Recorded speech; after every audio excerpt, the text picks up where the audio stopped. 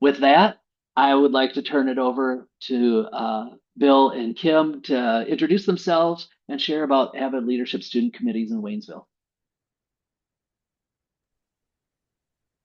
Thank you guys for having us on. Really appreciate it. So Mr. Lindsay is our AVID 9 instructor, and I am the middle school 7th and 8th grade AVID instructor and district director. So we are still a pretty small school, and we are going to enlighten you with some of the fun things that we have tried. Good things have come out of it, and definitely some learning situations have come out of it. So we will move on. There we go. All right. So Waynesville School District, our overarching program that is K through 12 is our Leader in Me. It is helping us to build character, helping us to engage students through some really good goal setting, and to help kids with leadership skills, all things that are a part of AVID also. So I'm very excited to be able to weave AVID into the Leader in Me program at the secondary level. This is only our 4th year of having AVID. We started it at our freshman level, and then we started it in the middle school in 22 and 23 school year. Our district is kind of unique because we have the Fort Leonard Wood military base here, so we are military connected, heavily impacted. So we have about a third of our students that are going to turn over every single year, and they are going to PCS out to new places. So we have a large turnover rate at our school. We have 12 different facilities. Only 2 of them are AVID schools right now, and that is our middle school and our high school. And then there you can kind of see our enrollment for overall is 2,552. And then we have our total AVID students at 217. So that's about a 9% of our secondary population is being impacted directly through our AVID elective classes.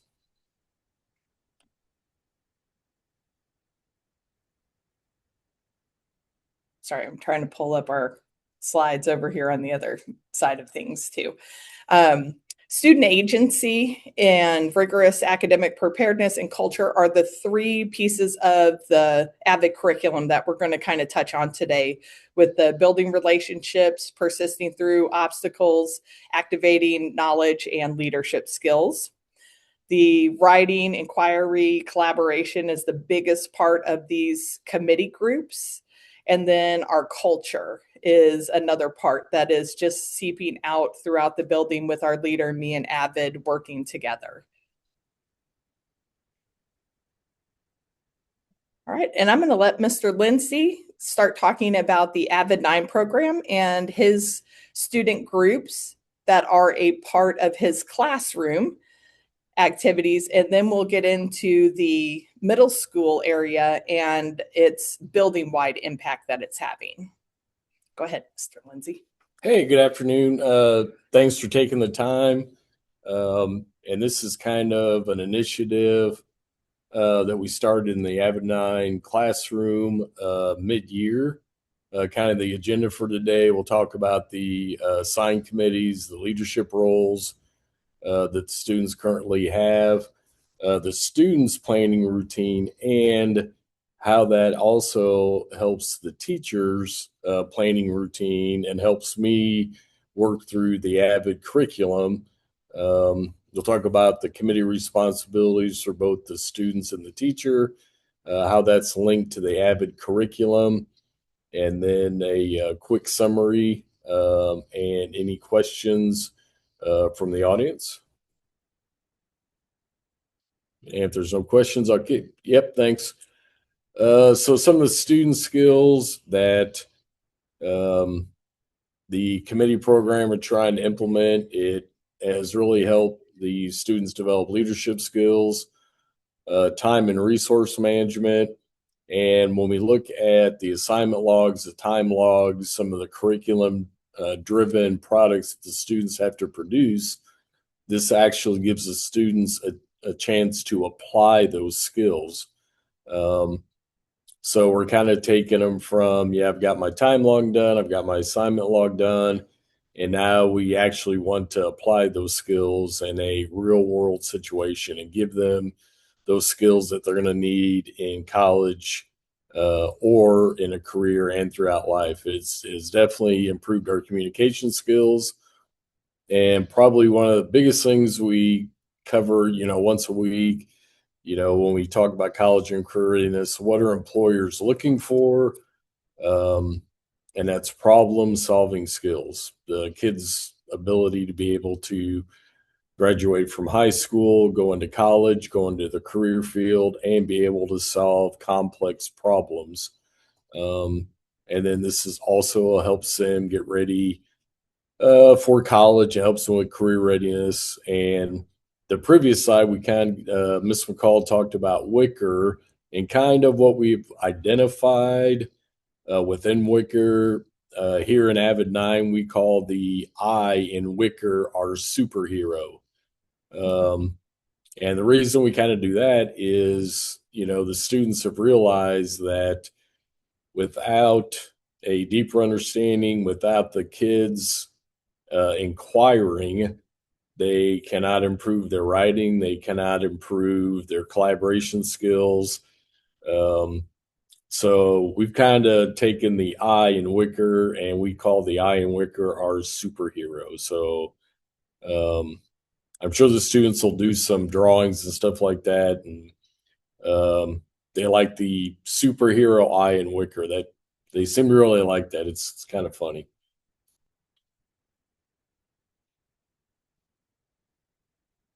The actual committees, and we'll talk about how the committees started.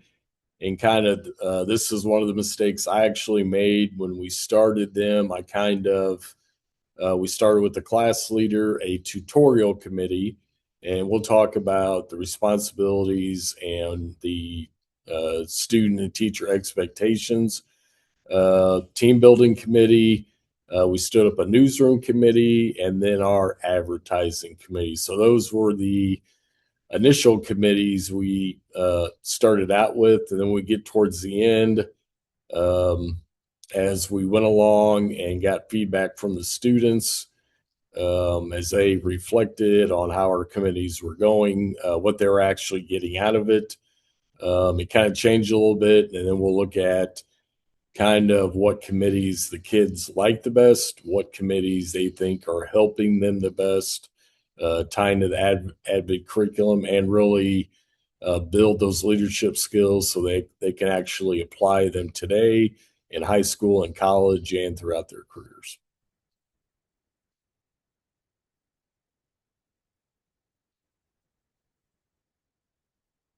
The committee groups, once again, the class leader, each committee has a committee lead, whether it's a tutorial committee, team building committee, newsroom or advertising committee.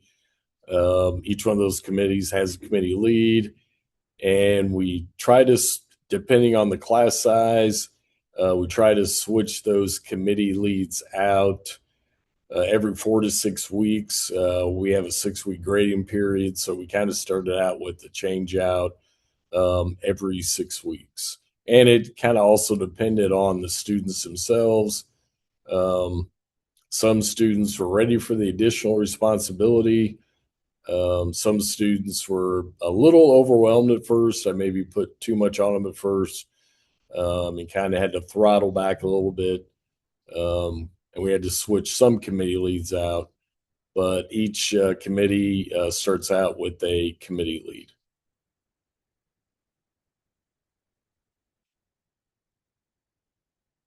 What we do is students, and when we talk about committees, we talk about planning, resourcing, timelines. So just one example. So on Tuesdays, that's what we call team building Tuesdays. So the students on the team building committee, they get together and they have to plan out a student-led team building activity. So it first started out without the committee. We tried it without the committee. The kids would come in the classroom, and their first team building event was let's close our eyes, make animal noises, and see if somebody can guess who I am.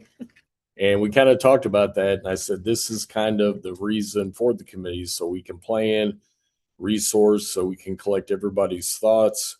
So we're really not coming to the classroom unprepared. So that kind of leads them down the road of, how am I prepared for life? How am I prepared for college? This also, one of the benefits when we do weekly binder checks or grade checks, it assists me as a teacher to conduct binder checks while the students are having their committee meetings on Friday. So the students are meeting in their committees on Friday. They come in, they get their binders out. I'll start with the binders while the students are planning. And by the time I finish up, the students are ready to brief the class leader and myself on what events are going to conduct the following week and what resources they need to actually conduct the event, and especially the team building event. Is it safe?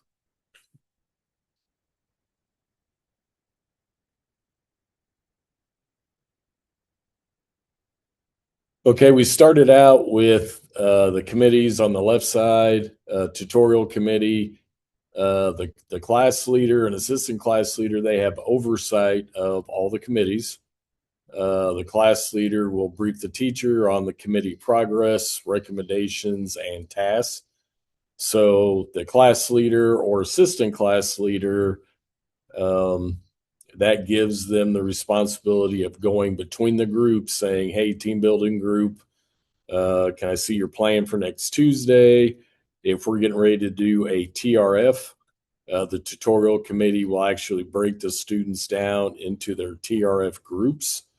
And then the class leader will come to me as a teacher and say, hey, the team building committee they have a good plan. Their committee notes are filled out to standard, and the class leader identify, because some of the committees, depending on which students are on which committee, can struggle at first. For an example, our newsroom committee, that's a committee where we have a news flash day, so where the students are required on the committee to find a current event in the news that will impact their college and career readiness, whether it's a policy, and then the students are required, we tie that back into Wicker, and then the students are required to write a 4 to 6 sentence response on how does this impact me. So for example, the kids, recently gave a news flash where they pulled up data and they said, the growth of these jobs in the next 10 years is on the decline. This career field is on the incline. I think it was healthcare, engineering, construction supervisor. So the kids have to write down and record, how does that impact me and my goals today? Should I be looking at another route? Should I make adjustments? Should I make modifications? And then the students discuss it, but that also gets them thinking, it gets them writing, because if I tell them, I want you to write this, and it helps them write, and they really don't know they're writing, they're like, oh, let me think about this. This is how this impacts me. And we tie that right down into the AVID curriculum. We talk about academic fit, social fit, financial fit. So a lot of the students will take those 3 categories and tie the news flash into those 3 categories. Our advertising committee, they keep the classroom AVID board updated, and we're working on a high school AVID board to display in the high school, and they're also working on having the AVID students participate in weekly AVID student announcements, such as, their planners, their calendars, and especially note processing is huge. So the advertising committee, from a student's perspective, what can students use? What will students listen to? because I tell them I don't want you to make an announcement just to make an announcement. Your peers, what are they struggling with? How can we help? So a good example is, the freshman AVID 9 kids coming out of middle school for Miss McCall are phenomenal at taking notes, just phenomenal. And I teach other classes with sophomores and they struggle with notes. So, I thought, why not have the freshman AVID kids open up opportunities to help the kids in other content areas learn how to take notes. So we're kind of exploring different things, but the advertising committee kind of keeps, the kids connect with the other kids instead of Mr. Lindsay saying, "What do you think about AVID?" This is an opportunity for the kids to show the other kids what AVID is about and talk with them one-on-one directly, when they see the advertisement or they hear the announcements. And then probably one of the big ones is the achievement committee. Students just love our achievement board.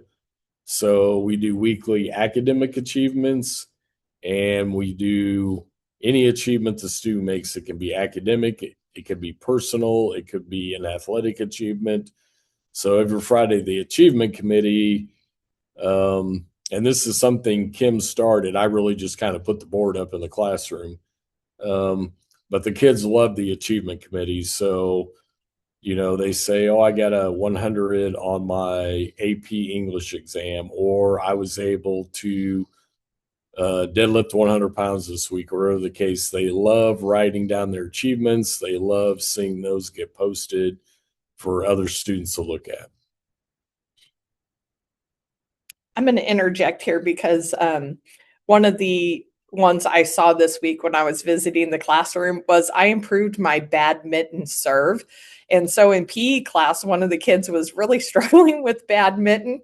And you don't think that that's a big deal, but when you can finally get it over the net, like this student was just so excited about this. And for them to write that down and post it up there on the board and then have the class acknowledge it, it was really neat.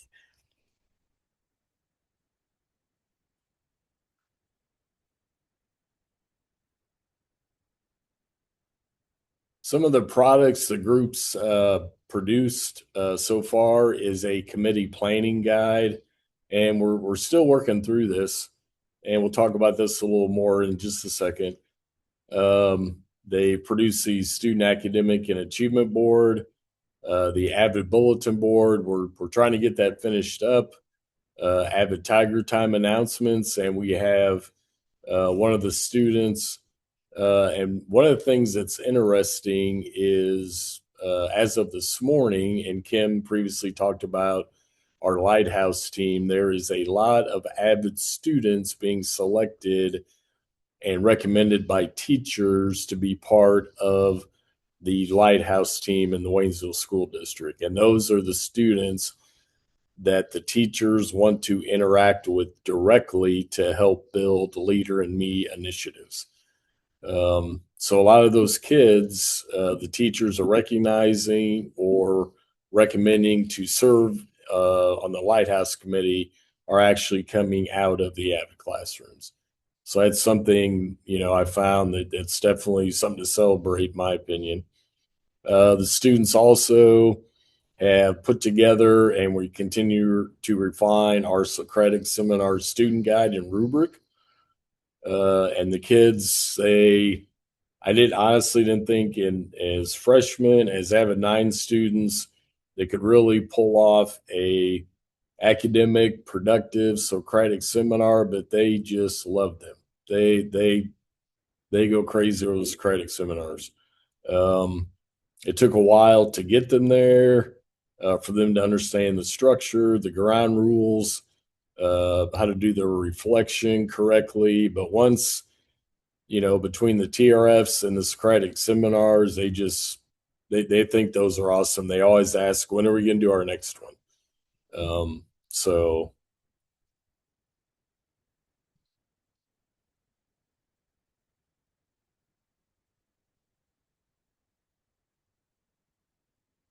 Okay, some of the lessons learned, and this was recent. So as the kids reflected, how we started was I kind of thought up the committees. I probably didn't get total buy-in from the kids. I thought these would be good committees to develop the kids, and it'd be great advertising. It'd be good relationship building for AVID. And I kind of got their buy-in. I was like, kids, does this look good? And of course, kids are going to say, yeah, because you're the teacher. And I really didn't get uh, the detailed feedback from the kids. I didn't take enough time to sit them down and say, hey, does Mr. Lindsay have this right, or am I a little bit off? So kind of what the kids have come up with is the number one committee they like is the team building committee. Every week they look forward to that team building committee, student led team building committee, and I ask them, what intervals do you want to do this? Is this a bi-monthly thing? Is this a bi-weekly thing? And they said, oh, we want to do the team building every single week, Mr. Lindsay. The word of the week is very popular. And it is in the 10th grade AVID curriculum when they start to work on the SAT and ACT words. So we kind of do a word of the week, kind of a fun word of the week, and then we do an academic word of the week that's tied in the SAT or ACT. So it's kind of a 50-50 agreement between myself and the kids, because I said, nope, it's just going to be academic. And they said, oh, can we do two? So I said, yeah, we can kind of do two. The board leader. So every week we have the weekly AVID slides so the kids can see what events are going on. They can see what's expected out of them each day during class, to include what they're doing for warm up. And what we're trying to do with the board leader is the students said, well, we like reading the slides. And I said, and I agree that helps them with their presentation skills. It builds their confidence. But I'm trying to kind of get them to the next step on how do you assist in developing those slides. So we're kind of working towards that. The peer tutors, the students love being peer tutors. That's their chance to help the other kids, and that's probably been one of the biggest wins that we've had in the classroom all year, is the opportunity for peer tutors. When a student is selected to be a peer tutor, they just think that's awesome. And then it makes kind of other students think about, why wasn't I selected, or what do I need to do to be selected as a peer tutor? So we continually refine the different committees. And then the next step, the students are actually developing the rubric for the committees. So what should be the scoring criteria? How should the students be graded? What do you think is fair? What do you think is a high expectation? So the students are actually currently working through a rubric. At first, I did the rubric, and I said, you will follow this rubric. And the kids said, well, can we talk about this, Mr. Lindsay? I said, yeah, let's sit down and talk about it. So the kids are working on a rubric, and we're looking at, within the committees, having the committee leads and the class leader do peer evaluations for the actual different committees. Some of the lessons I learned was, sorry about that. Instead of starting out with 4 or 5 committees, probably start with 1 or 2 very simple committees, like the team building committee and maybe the word of the day, which the students create, and you get a lot of buy-in from the students.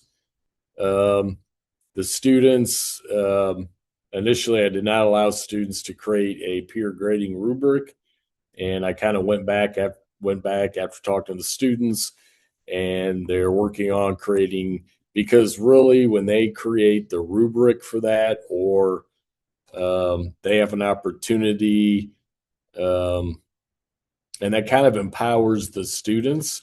And what I've noticed also is the committees have also increased student partner accountability. And that's something, we always talk about, empowering the student for them to take charge of their own education and partner accountability. This has really helped with partner accountability. So, for example, when the students were selecting who would be on what committee, initially I selected which students would be on what committees. And then the students said, "Hey, can we kind of, make some changes here, Mr. Lindsay?" And when some of the students were selected for a committee that wasn't a peer tutor committee or a tutorial committee or team building committee, they kind of started to ask questions, why didn't I get selected to be a peer tutor? Why? And that gave a chance for the other students to actually say, here is probably why we didn't select you to be a peer tutor. And that's very powerful when they hear that from another student, and another perspective versus, oh, it's Mr. Lindsay, this old guy, he don't know anything. So hearing that, and especially as freshmen, I think we all know that they never want to, you know, um, say anything detrimental to a peer. So this kind of gives them the opportunity to, let their peers know, hey, if you want to be a peer tutor like me, this is what I would recommend.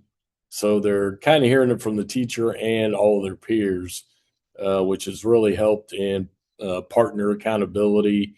And it's really helped with, empowering the students, um, taking charge of their own path and taking charge of their own education.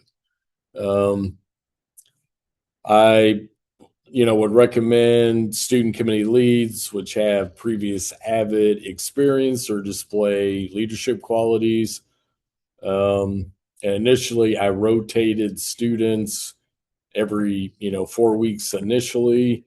I did find that I did have to rotate some students on committees earlier, rotate them out because they just, maybe it was a little too bit much pressure. Maybe they were overwhelmed. So I really haven't figured out a good rotation schedule. So I'm still working on that. So pending any questions.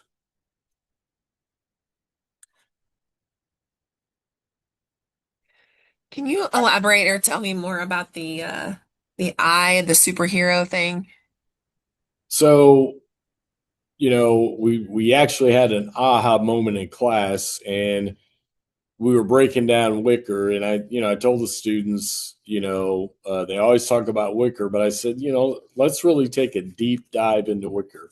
Let's talk about writing. Let's talk about inquiry. Let's talk about a collaboration organization. So, we did a book study in class. And the kids, I said, if you want to be a better reader, if you want to write better, if you want to organize better, and you never inquire, you will never do any of those things better. And the kids really thought about it, and they're like, "Oh, you got a point there, Mr. Lindsay." We actually had a mini Socratic seminar on inquiry by itself. So we kind of separated inquiry on the left side of a column, and then we took the writing, the organization, the collaboration, and the reading, and kind of put them off to the right side. And, what does inquiry mean when you're doing a book study? What does inquiry mean when you're writing? What does it mean when you're reading? And I really didn't realize it either until something we just kind of stumbled on in Wicker. I said, if you don't inquire, um, you know, how are you going to become a better writer, a better reader, better organized, better prepared for college. So, for example, when we do deep dives into college and career readiness, a lot of students are like, well, I want to go to this college because my mom and dad went there, or I want to do this. I have a student right now that wants to be a lineman. So he's bound and determined, I want to be a lineman. He wants that career route. And he said, yeah, he told his classmates, I think I know what I need to do. It's not that hard, and go to this school.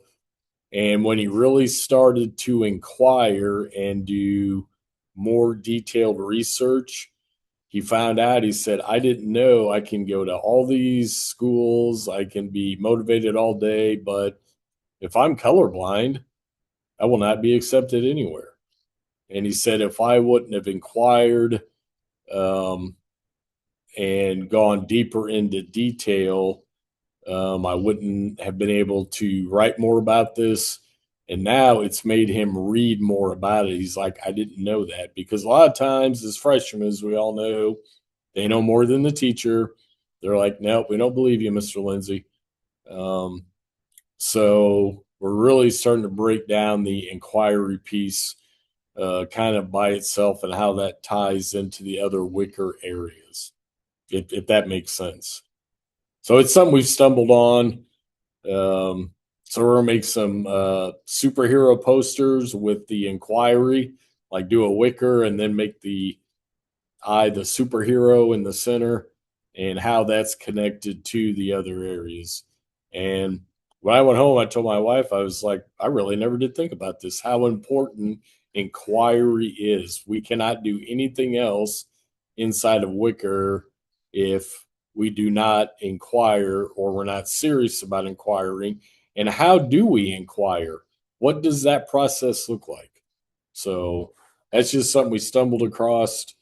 In the last couple of months, we're kind of exploring. I love that the students are always teaching us. That's one thing in AVID. I feel like I get to learn these things along with the students all the time, and they're always finding new ways to teach me new stuff. And through processes like this also, where we're setting up committees within the classroom or moving on to like the bigger committees that are more school-wide based, they just have that knack for helping us to find our education and everything too. So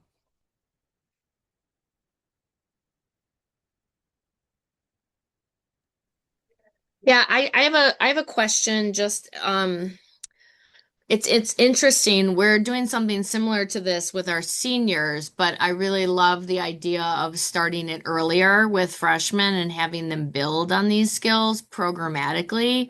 So I'm gonna talk to our team about this here, but I was just curious, and you did address some of it, of like how you see this um progressing with your other levels, because like we're doing it with our senior legacy, like kind of projects, very team-based, semester long, some of the same type of things, but are you concerned about, as it moves along, like overlap with projects, or how do you think you're going to differentiate the projects at the grade levels? I think that's going to be part of our planning this summer. Since it's our first group of seniors, those seniors weren't in middle school. Our now juniors, sophomores, and freshmen all had the opportunity to have AVID during middle school. And Mr. Lindsay is really benefiting from having some of the ones that were 7th and 8th grade and are still in as freshmen. And so they are craving to do stuff in the building, to matter, to be a part of the community. And so we are going to do some serious planning this summer. I've put it out to each of the grade levels this year in their service projects through their curriculum to really find something that they can bite into. So the freshmen, if they have something as sophomores, they're going to run with it. Juniors are going to run with it as seniors. Sophomores are going to run with it as juniors. So basically, they're planning what they want, and then next year they're going to implement it. And so this summer, we will kind of plan around the ideas that the students have had through those service projects. That way they can see that things aren't over just because the semester ended or the year ended. Like when you get in a career, it just is continuous. Even though we have a new school year, we still are bringing projects and things to the next year. One of the challenges I put out to our juniors is we need to find a way to fundraise and get some money for AVID because we don't have official budget for it. There's the membership, there's a few supplies that are in the administrative for the district, but as far as like each building having their own budget, just not there. We want scholarships for AVID students to give them away. We've got to find a way to raise money. So hopefully our juniors that are moving into senior year are really working on that in their class. And I've seen some evidence of it. So that'll just trickle into next year. And then our lower classes too. It's time to start really investing in our community too. And that's a really good point. So, we're kind of towards the end of the year, and the kids are looking at their service learning projects. So I think what's helped is the kids understand now how to develop a timeline, kind of how to backwards plan, and then understand resources. As freshmen, they're just like, yeah, we think we want to do this. Mr. Lindsay will make everything happen, and it'll all be done by tomorrow. And he's got all this stuff sitting at home. And it helps the kids kind of understand that you just can't wish, things to happen out of thin air. They were like, oh, we didn't know it really took these resources, or we didn't know. And it helps the kids coordinate with the other clubs in the school. So I'll give you an example. The kids want to do a fundraiser for a service community project to benefit cancer patients. So they wanted to, sell some things at some sporting events. Well, they have to coordinate with the Student Government Association. And then other students are like, well, I think I'm going to join that Student Government Association. They're doing good things. And it helps the students join other clubs. And when the students join other clubs and they are also connected with AVID, it helps the service learning projects and everything, we're trying to do run so much smoother versus, we're an outside entity. We're not trying to come in and take over your SGA stuff. We've just got to make AVID squeeze in with all of the other great things that have been traditions. So student governments, National Honor Society, those are all well established. And us being so young with just 4 years, we've got to find those open opportunities to be a part of that, but not take away from what they're already doing. And so that's been a challenge for our kids to kind of think through. All right. I just want to talk real quick about a building-wide lead group. So everything that Mr. Lindsay talked about in his classroom is all the same kind of great skills and investment and opportunity that our kids are having at Waynesville Middle School with our building-wide lead groups. And so we have 57 total different lead groups. And on this slide, you can see a whole bunch of them. What we've done is we have partnered 7th grade and 8th grade for the majority of these. So we have a 7th grade AVID team, and we have an 8th grade AVID leadership team.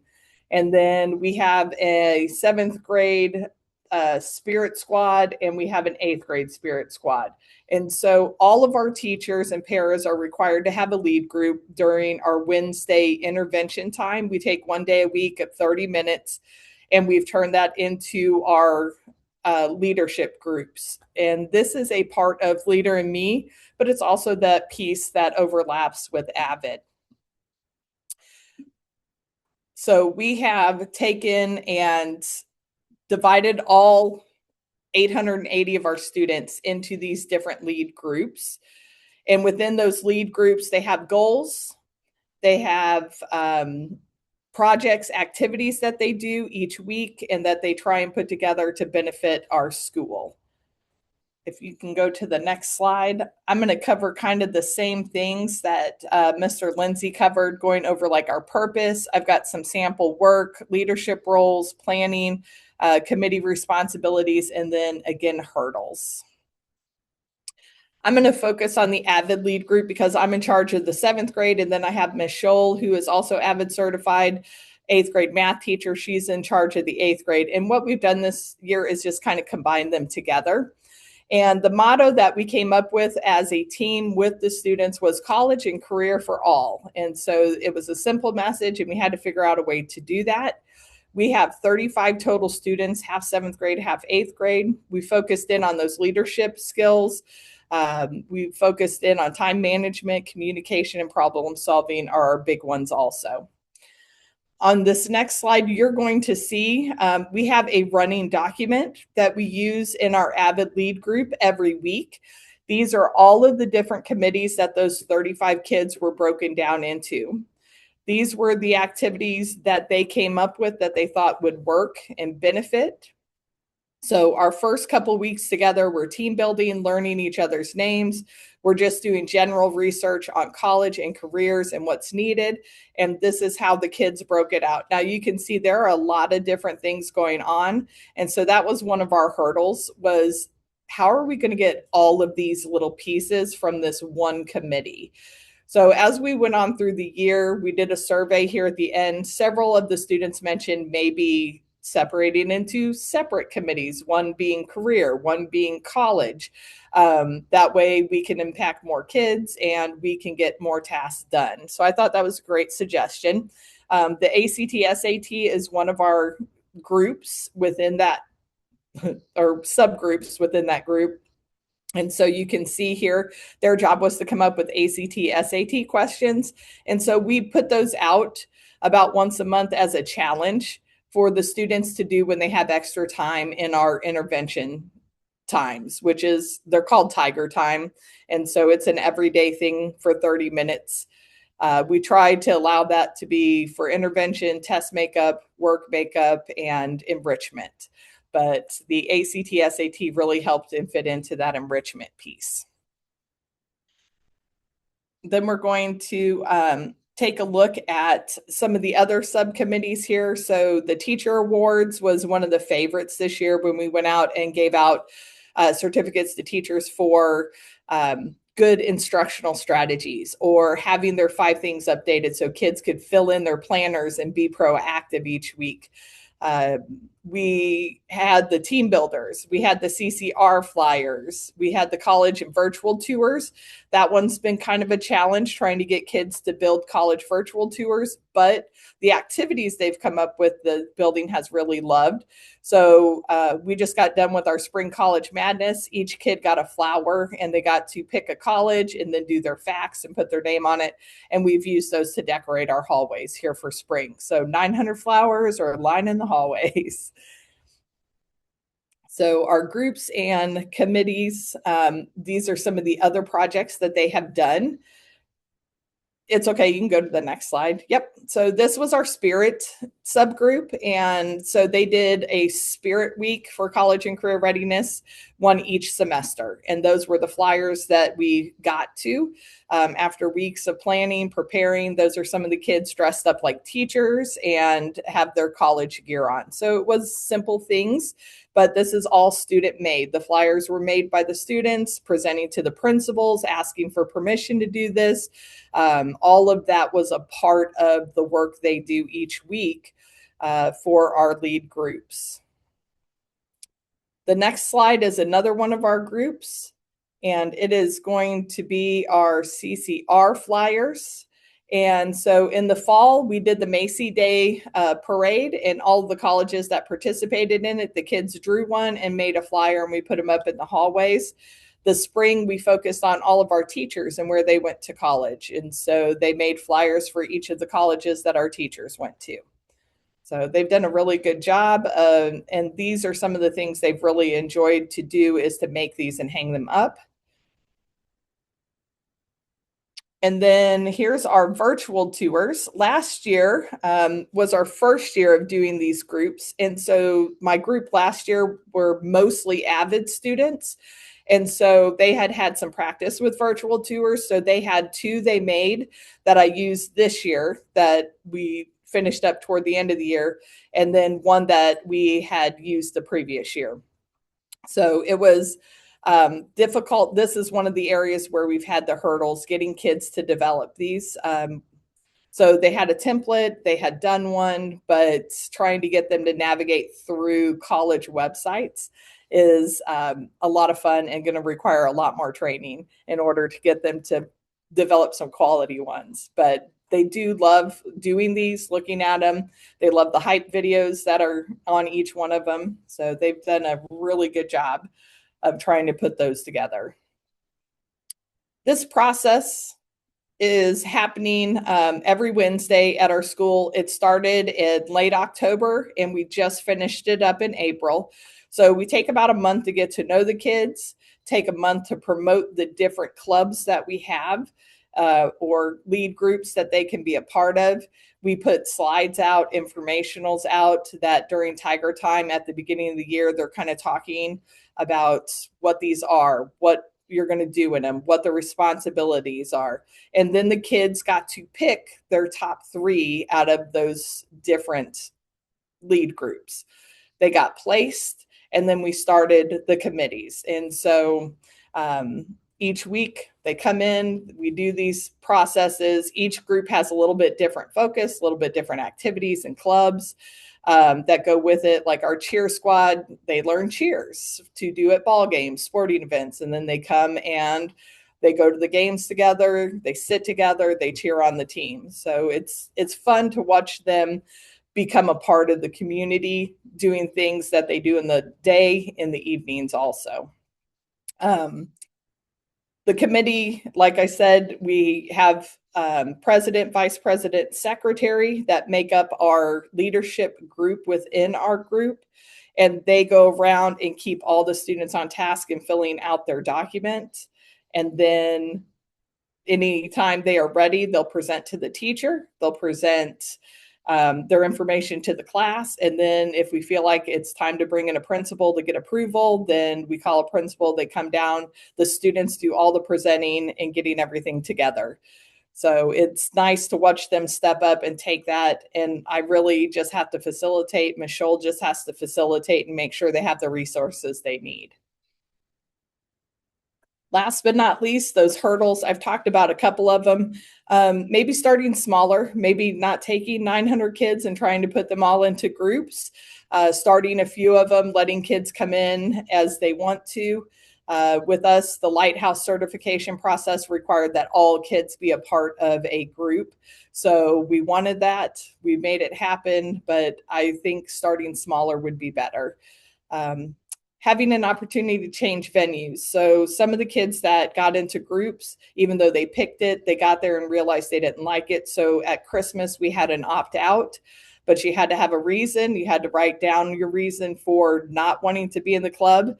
And then you got one of your other 2 options. You did not get to pick where you went to be with your friends. So we thought it was a good lesson to learn, but the kids need that opportunity to opt out if it's just not working out. Get more ideas from kids. After this year and talking to some of my AVID students, like I have some boys who really want to do a fantasy football group and they want to get together and talk nothing but football and sports every time. And they just want 30 minutes to do that each week. And so trying to find those kinds of things that the kids really want to do is still our challenge. But we're headed in the right direction for this. And then last but not least, really train those teachers. What are these groups? What's the purpose of them? Which is to give kid leadership, not for the teacher to take control of and tell kids what to do, but really showing teachers how to be more facilitators instead of directors.